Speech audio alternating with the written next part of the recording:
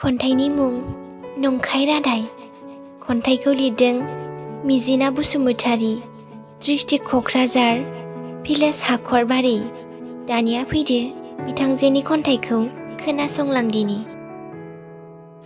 बेनो नामा सना नोंनि आंखौ थार गोसोजों मोजां मोननाया? दिनै मानो थगायलांखो नों आंखौ? बेनो नोंनि गोदै गोदै बुंनाय रावफ्रा, नोंनि समाय लानायफोरा बेनो नामा?